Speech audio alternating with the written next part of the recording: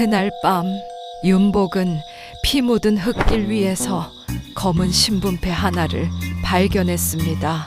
거리의 자객이 지닐 수 없는 물건, 그 작은 패 하나가 윤복을 노린 칼의 뿌리가 궁 안에 있음을 말해주고 있었습니다.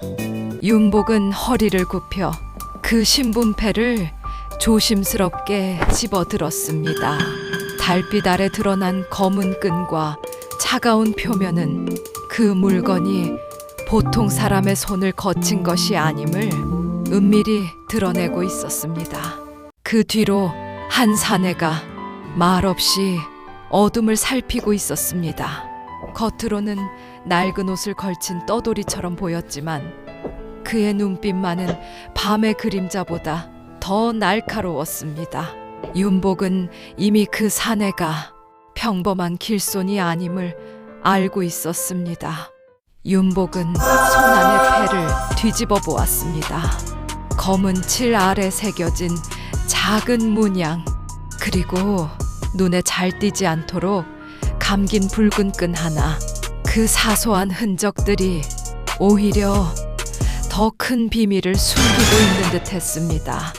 그때 뒤에 서 있던 사내가 낮고 조심스러운 목소리로 입을 열었습니다. 그것은 거리에 자객이 지닐 물건이 아닙니다. 짧은 한마디였지만 윤복의 눈빛은 그 즉시 더 깊어졌습니다. 그 사내는 신분패를 바라보며 그 문양이 궁 안쪽 경호선에서나 쓰이는 것과 닮아 있다고 말했습니다. 윤복을 노린 칼은 골목의 원한이 아니라 훨씬 더 높은 곳에서 시작된 것이었습니다. 윤복은 잠시 말이 없었습니다. 자객의 칼, 도주하던 발걸음, 그리고 지금 손안에 남은 검은 패, 모든 조각은 하나의 질문으로 모이고 있었습니다. 누가 왜 자신을 죽이려 했는가? 밤 공기는 차가웠고 흙바닥의 핏자국은 아직 마르지 않았습니다. 윤복은 신분패를 꼭 쥔 채 조용히 눈을 감았습니다. 그리고 기억은 조금 전 궁궐의 가장 어두운 시간으로 되돌아가기 시작했습니다. 그 시각 궁중 깊숙한 회랑에는 붉은 등불만이 희미하게 흔들리고 있었습니다. 사람의 발길은 끊겼고 침묵만이 그 긴 복도를 메우고 있었습니다. 그러나 바로 그 침묵 속에서 누군가는 이미 죽음의 명을 준비하고 있었습니다. 상선은 어둠 속에 서 있었습니다. 그의 얼굴은 침착했지만 눈빛만은 차갑고 서늘했습니다. 윤복이라는 이름이 그의 귀에 닿은 순간부터 그는 이미 한 사람의 목숨을 지워야 할 대상으로 여기고 있었습니다. 곧 상선 앞에 갑옷을 갖춰 입은 궁중 총괄 경호무사가 불려왔습니다.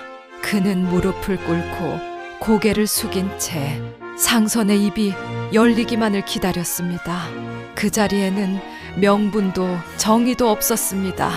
오직 권력만이 숨쉬고 있었습니다. 상선은 낮고도 또렷한 목소리로 말했습니다. 그 화공 윤복을 조용히 없애라.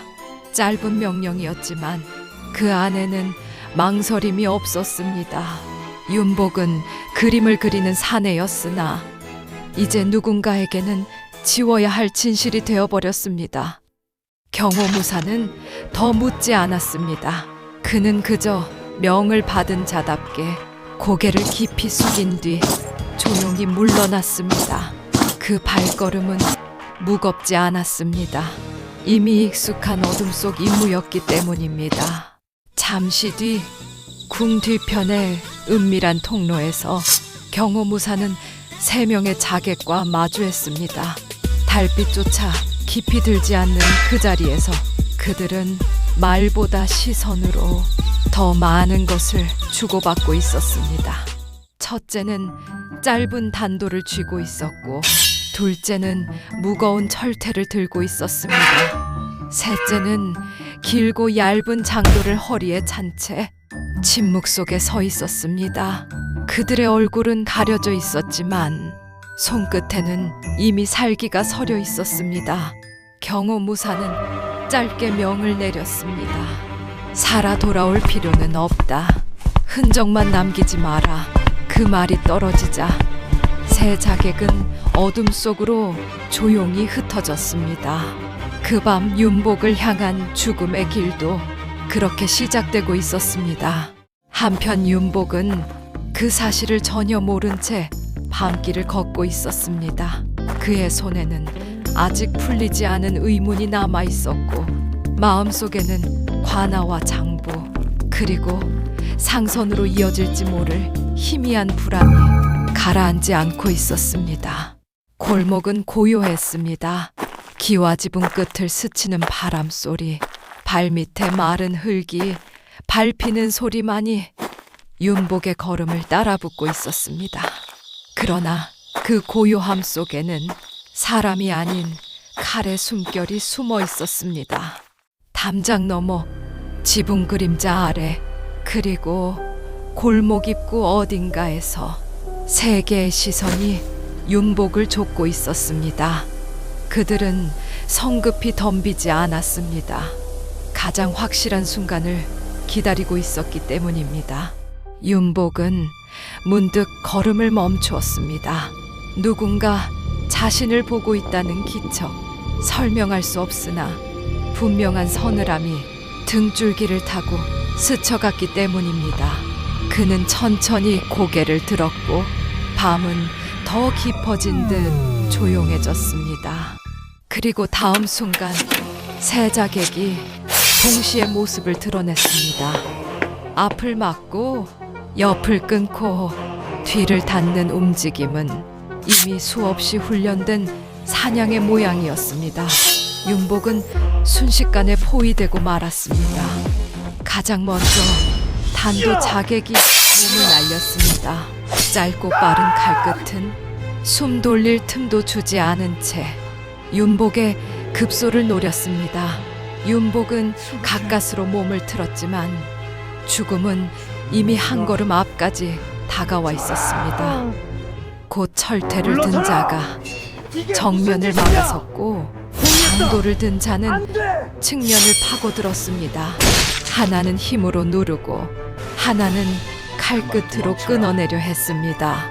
윤복은 더 이상 피할 곳조차 남아있지 않았습니다. 그 절체절명의 순간 어둠 속에서 한 사내가 끼어들었습니다. 낡은 차림의 떠돌이처럼 보이던 그 사내는 순식간에 윤복 앞을 가로막으며 단도 자객의 칼끝을 받아냈습니다. 그는 바로 비밀 호위였습니다. 첫 충돌은 짧고 날카로웠습니다. 쇠가 부딪히는 소리가 좁은 골목 안을 파고들었고 비밀 호위의 몸놀림은 떠돌이 사내의 것이라기보다 오랫동안 목숨을 지켜온 칼에 그것에 가까웠습니다. 그는 한 걸음도 물러서지 않았습니다. 윤복을 뒤로 두고 새 자객의 움직임을 읽어내며 가장 위협적인 칼끝부터 차례로 쳐냈습니다. 그제야 윤복도 깨달았습니다. 이 사내는 우연히 나타난 길손이 아니었습니다.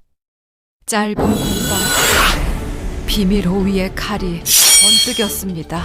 장면은 한순간이었지만 결과는 분명했습니다.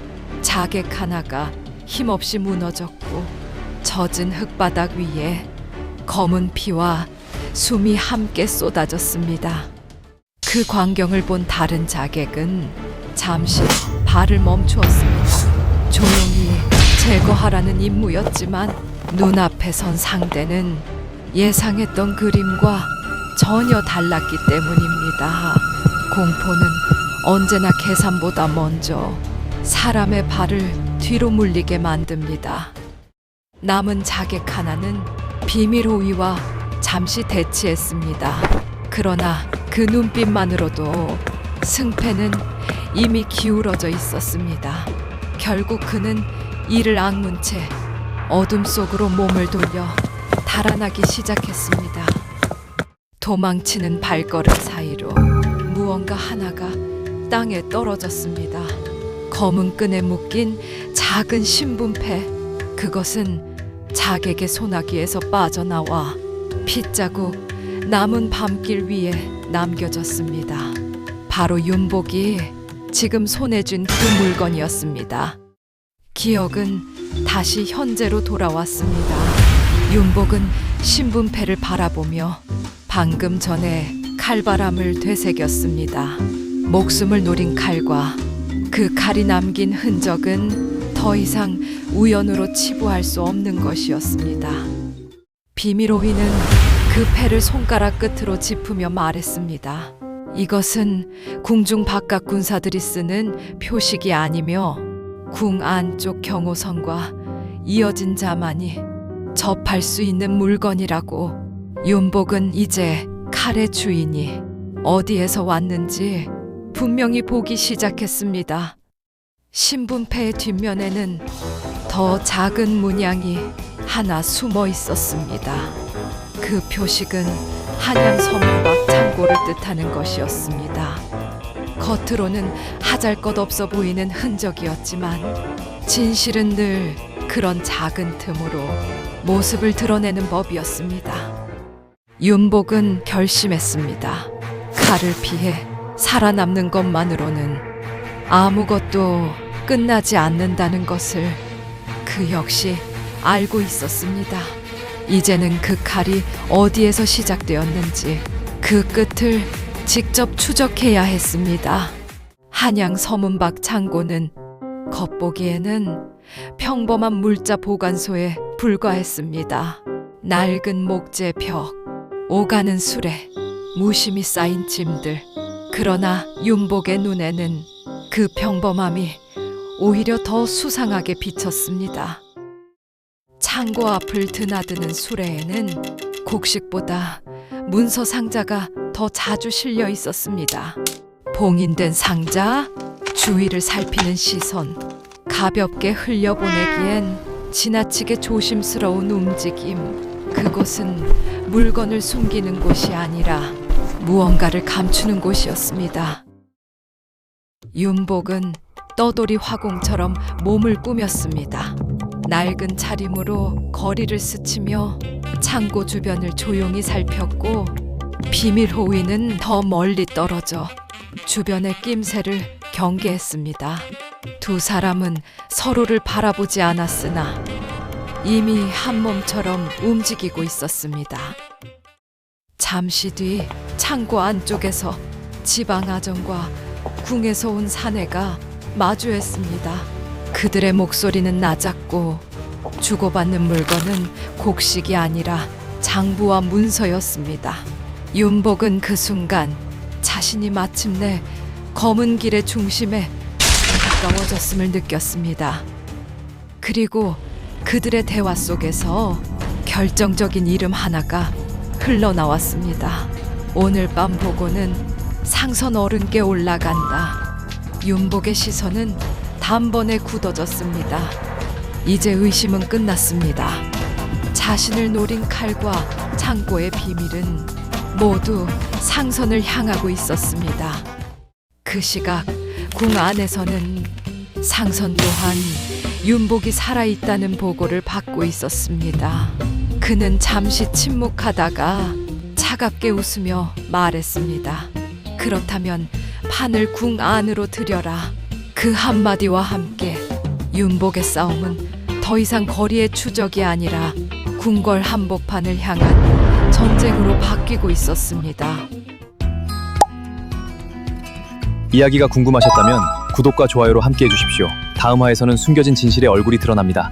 윤복의 조선야담 계속 이어집니다.